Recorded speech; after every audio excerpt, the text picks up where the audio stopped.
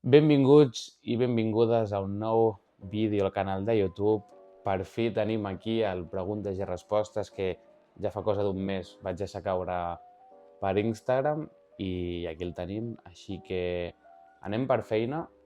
Si veieu que miro molt allà és perquè tinc les preguntes que em vau deixar i comencem per la primera, el millor i el pitjor que estic vivint amb la preparació. Primerament, de moment porto 5 setmanes en preparació, així que és poca cosa i són les 5 setmanes més fàcils perquè vinc de l'etapa de volum molt recent i el menjar, tot i ja està en dèficit, encara segueix sent alt, encara tinc energia, així que el pitjor jo diria que és el no tenir àpat lliure, perquè sí que és una que trobo bastant a faltar i, vulguis o no, els anuncis sempre són de menjar.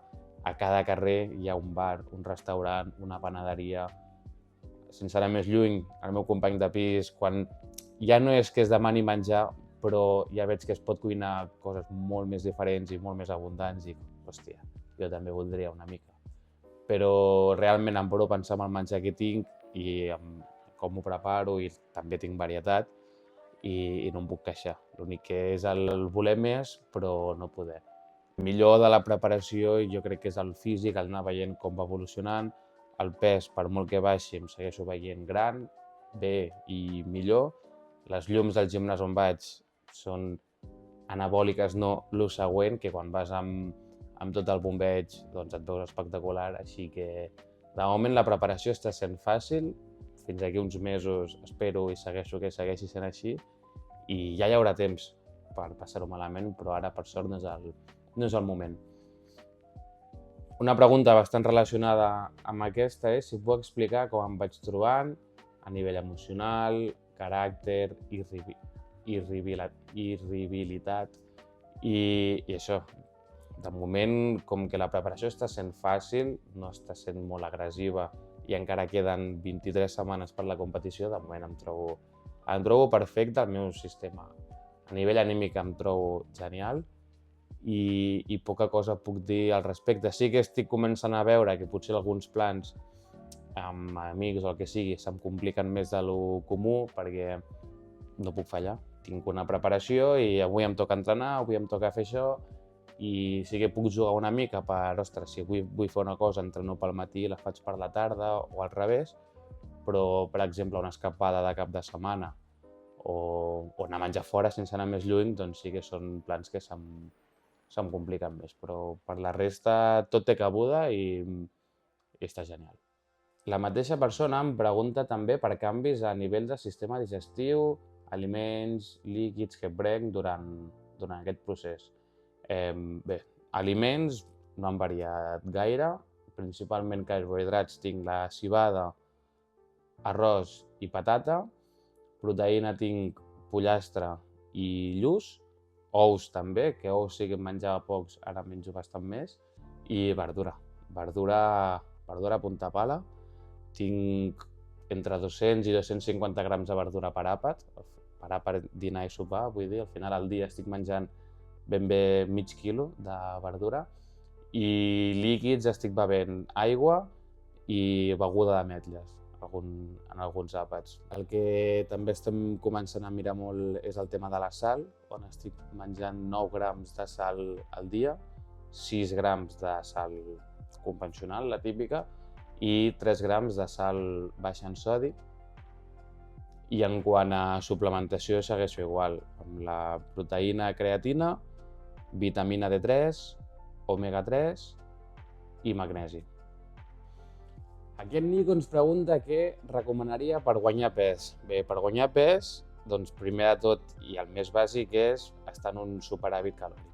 Si tu gastes X calories, ingerir X més 1.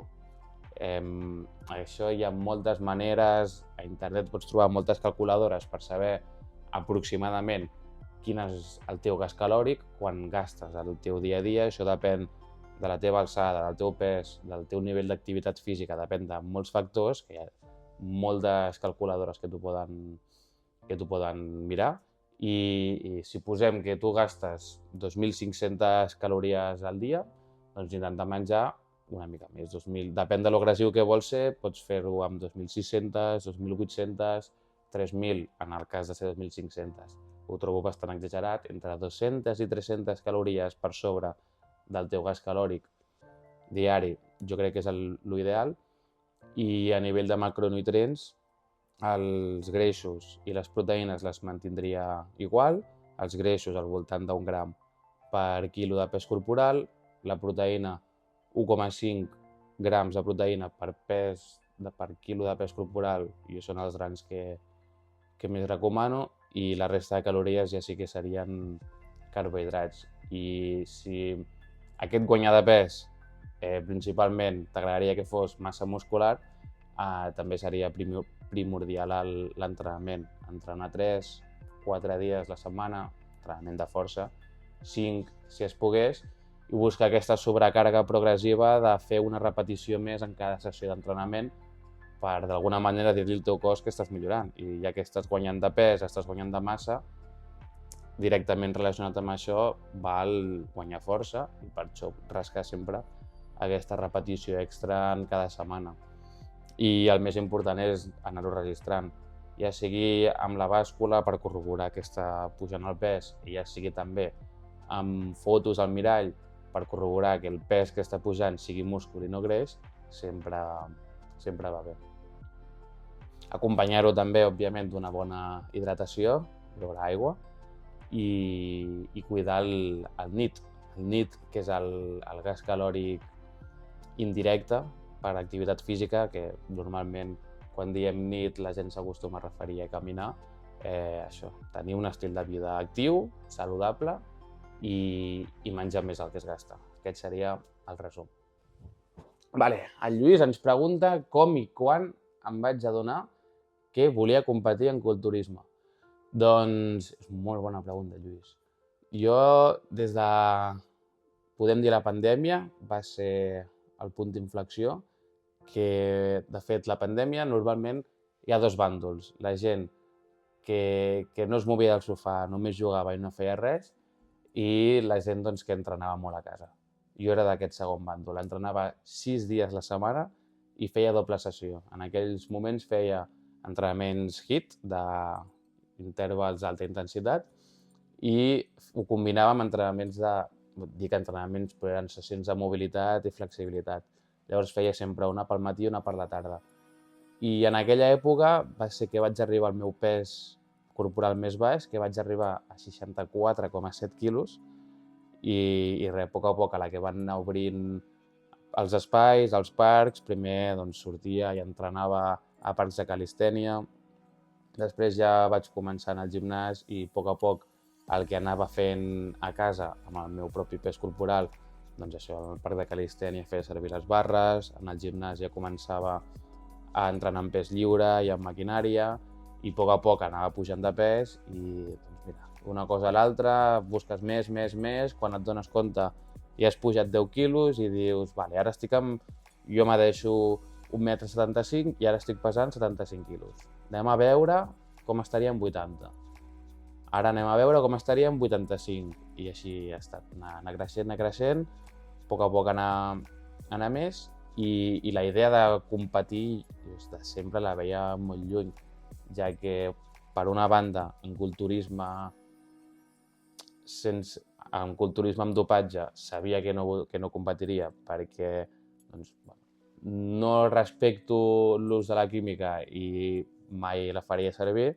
Per altra banda, hi havia el culturisme natural, que si algun moment de la meva vida havia de competir seria en culturisme natural, per veure fins on podria arribar i on està el meu límit natural, però clar, veia també físics que són barbaritats i jo em veia molt lluny. Però és això, el anar seguint, a més, ara a veure com em veig amb 85 quilos, vaig dir, si em mesuro 75, pesar 88 quilos ja és bastant. Si arribo a 88 quilos, 87-88, ja la cosa és que es posa sèria i començaré a buscar entrenador. I al maig del 2025, més o menys, va ser quan hi vaig arribar i vaig dir, anem a mirar, perquè realment ja és un pes que per la meva alçada és bastant alt i les formes del físic i tot, que ja entrenava amb aquest objectiu, doncs m'agraden i estan bé, podem fer alguna cosa. I això, doncs, contactant, vaig contactar amb el meu actual entrenador i allà vam fer, de maig a setembre, vam fer una preparació per la preparació, que es diu, vam fer un dèficit calòric, una baixada de pes per netejar una mica el greix que hi havia i veure com estàvem. I em vaig adaptar bé a aquest dèficit, els entrenaments anaven bé, seguia progressant i, hòstia, la cosa anava bé. Al setembre llavors ens vam parar i vam dir, vale, comencem una etapa de volum que serà curta, que va ser fins al febrer, van ser 5 mesos, més o menys, i aviam fins on arribem. Va ser un volum net, un volum curt però intens, en el que vam pujar 4,5 quilos, 5 quilos, però de forma doncs, això, bastant neta, ben controlat i majoritàriament va ser múscul. I ara ja doncs, ens trobem començant la preparació, que doncs, com qui no vol la cosa, aquí m'he trobat i aviam, espero i desitjo poder arribar fins al final. Tenim la competició el 11 de setembre, a més no hi havia millor data per competir i a veure, ara ja és setmana a setmana i fins al final. També un dels aspectes que més endarrere em tiraven en el punt de la competició, parlant de la competició, era la competició en si. Perquè això no, la competició en culturisme és exhibir-te damunt d'un escenari, davant d'un públic, amb un banyador que és d'unes dimensions bastant petites, a més de tot el tint i tota la resta que suposa. Jo tinc un cert pànic escènic amb aquesta part. No estic preparat per sortir amb calçotets tintats, bronzejats, davant d'un escenari. Llavors, una mica per això també és com vaig començar el món de les xarxes socials, per ja començar a exposar-me al món i treure'm aquesta vergonya, però encara estem també en el procés. Diguem que la preparació té dues finalitats. Una és poder arribar amb el físic i ser competitiu i l'altra és la preparació de treure'm la vergonya i poder sortir a un escenari, competir i donar-ho tot. Hi havia poques preguntes, però crec que m'estic allargant bastant pel material que tenia, perquè ja anem amb l'última pregunta, que és de la mateixa persona que em va llançar dues preguntes i se li va colar una, i és quins són els teus objectius a nivell de pes, greix corporal i massa corporal. Doncs exactament no tenim un objectiu fixat de sortiràs amb aquest pes, amb aquest percentatge de greix i això. Simplement anirem una mica sobre la marxa tampoc. Sí que l'objectiu que tenim ara mateix és de baixar 0,4 quilos de pes corporal per setmana. I així anirem baixant, no sé si fins al final o a mesura que anem baixant, que s'apropi la competició, el ritme de baixada serà més lent. El que de moment sé és que l'objectiu que tenim actualment és aquest, 0,4 quilos de pes per setmana i ja en portem 2 pràcticament en aquestes 4-5 setmanes que portem de preparació. Que sigui el pes que sigui, que sí que esperem que sigui amb el percentatge de greix més baix possible i sortir amb una bona condició. Queden 23 setmanes i aviam què és el que podem aconseguir.